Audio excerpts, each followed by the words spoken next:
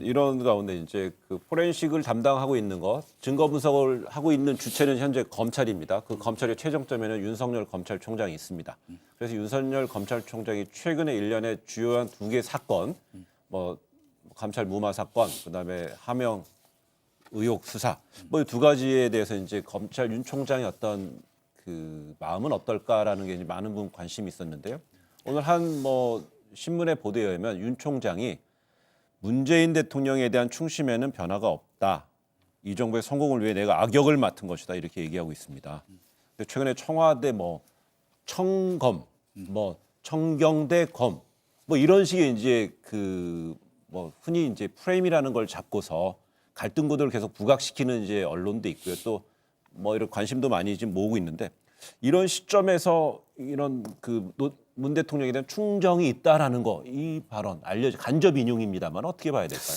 저는 일단 이건 좀 확인이 필요한 부분인 것 예. 같은 게 첫째, 문재인 대통령에 대한 충심에는 변화가 없다는 얘기는 이른바 그 윤석열 어록과는 180도 다른 얘기입니다. 나는 사람에게 네. 충성하지 않는다는 이야기와 문재인 대통령에 대한 충심에는 변화가 없다라고 하는 것은 완전히 정반대 이야기 아니겠습니까? 메시지가 아니겠습니까? 저는 일단 그래서 팩트 체크가 필요한 것 같고요. 네. 두 번째, 이거는 팩트의 문제가 아니라 이 정부의 성공을 위해서 내가 악역을 맡은 것이다. 뭐 말은 이렇게 하는데 저는 만약에 이게 사실이라면 이 말을 들으면서 떠오르는 게 뭐냐면 매질하면서 다 너 잘 되라고 하는 거야 라고 하면서 때리는 게 자꾸 저는 연상이 돼서 네. 뭐 별로 흔쾌하지는 않더라 이런 말씀만 드리겠습니다.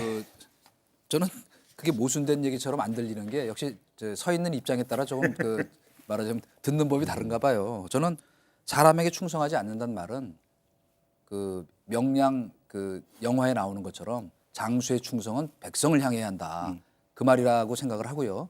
또 그런 면에서 거꾸로 지금 정관 정요에 나오는 딱 충신과 양신 얘기만 제가 할게요. 충신은 뭐냐면 죽은 무조건 맹목적으로 충성하다가 같이 물에 빠져 죽는 게 충신이고 양신은 뭐냐?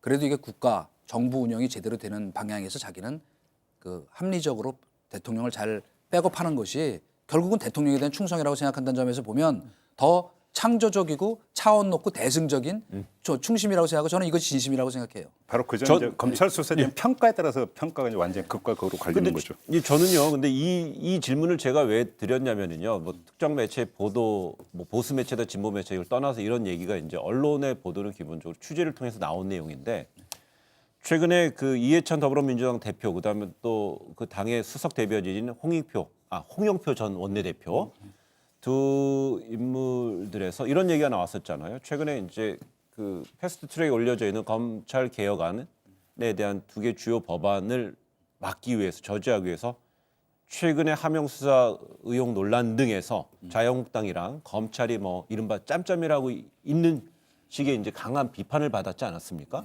그런 이후에 하루 이틀 만에 나온 보도기 때문에 그래서 제가 이제 주목해서 질문을 던졌던 거였습니다.